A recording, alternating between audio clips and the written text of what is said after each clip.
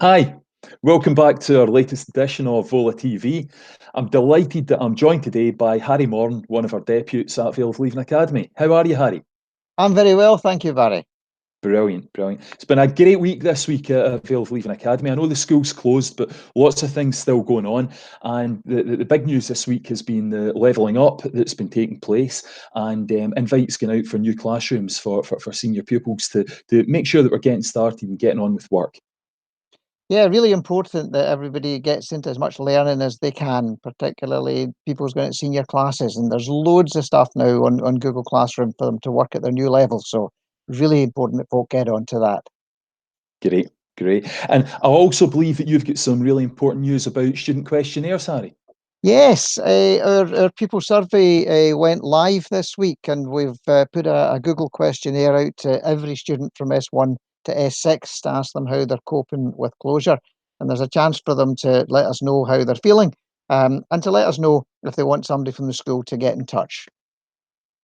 Great. And then I believe there are some questions about it at the moment on Google Classroom. No, the survey asks some questions about Google Classroom. It asks the pupils, how often they're getting onto Google Classroom and whether they're submitting some work to Google Classroom as well. We know that lots of folk are really active in the Google Classroom, but if they fill in the survey, it'll give us an overview of how that's going. Terrific, great. How do students go about accessing this survey, Harry? Well, we've sent it out to every student's our cloud email address. So the vast majority of students should have seen it in their inbox yesterday afternoon. But we're really keen that everybody sends in a reply to the questionnaire. So if anybody hasn't received it, or if anybody has any difficulty in filling it in, I'd be really grateful if they could email me at my OurCloud email, which is harry.moran at ourcloud.buzz, and we'll get a survey to them so that everybody can take part. Great, okay. And are there any early results, any early indications of how students are feeling? Well, it's early days yet. The responses are pouring in just now. But from what I looked at just a wee while ago, I could see that there are 6% of our students who are really quite happy with school closure. But there are 65% who are really, really keen to get back to school as soon as possible. That doesn't surprise me. I think I'm with the 65%. What about yourself? Oh, yes, definitely with a 65%. Great. It's also interesting that I've noticed on our Facebook page that a lot of our S5 students are keeping active and busy and really creative, and they've produced a really beautiful collage to thank care workers and NHS workers for all of their efforts at this time. Yes, and thanks very much to all the pupils that are doing creative things and sending them in to us. It's great for them to be keeping them active and working together, but it's also for the rest of us a real lift to see these things on the school Facebook. Brilliant, absolutely, absolutely, and Facebook's there, and a lot of great information goes on to that. So we'd encourage anyone to go on there. I'm also delighted that you're able to announce a couple of competition winners today. And firstly, we've had a Some Dog Maths competition, and I know that you're keen to let us know who the winners of that are. Yes, we've had a great response to the Some Dog Maths competition, and we have indeed got three winners to announce. So, in reverse order, in third place, Tess McNicholas. In second place, Lucas Jardin. And winner of the competition, Jasmine Ferguson. So well done, Jasmine, and everybody else that took part in that competition. Oh, that's fabulous. Well done, everyone. And well done, everyone who's taken part in that as well. Really great. The other one was the logo competition that Mr. Boyle announced a couple of weeks ago for this programme, for Vola TV. And I'm delighted that we've managed to get a winner of that competition as well. Yeah, great step forward in the branding of Vola TV, because we've now got a winning logo that we're going to use. We had some fantastic entries. If I mention first of all some of the people that sent in wonderful designs that came very, very close. There was a great entry from Blair Wallace, and there was another one from Andrew McGonigal and from Gemma McGonigal. Great entries, and others as well. But the winner, the one that we're going to use, was from Will McDonald in fifth year. So well done, Will. And on this one, we had put in a wee prize. So that wee prize has, I believe, already been sent to Will. So congratulations. And I believe we'll be seeing the winning entry at some point in this broadcast.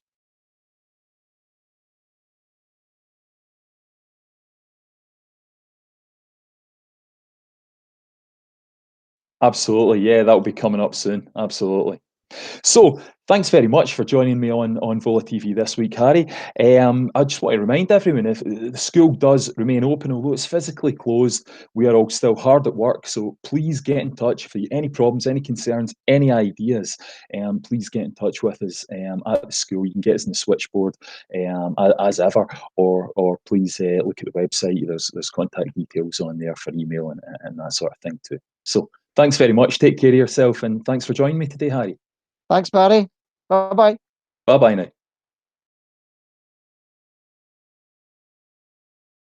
Hi, I am joined today by one of our teachers from Vale Leven Academy. It's Michael McDonald, one of our communication-based staff.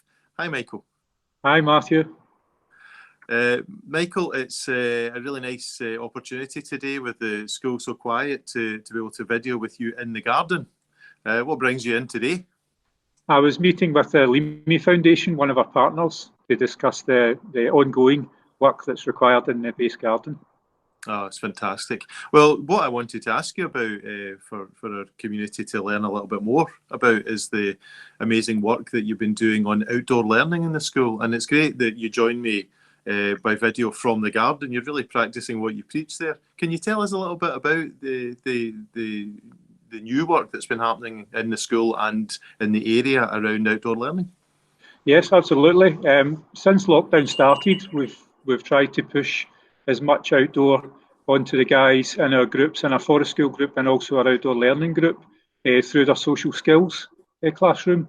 So that's enabled us to push, or myself to push, lessons 3 times a week to forest school and also once to our outdoor learning. Now you might ask yourself why, because we don't have a forest school that they can attend, but they can attend the e-forest school that we have on our classrooms, and we've been giving them loads of activities to do throughout the week and to take their time with it and just enjoy the outdoors as much as they possibly can. So it's not always suitable for everybody.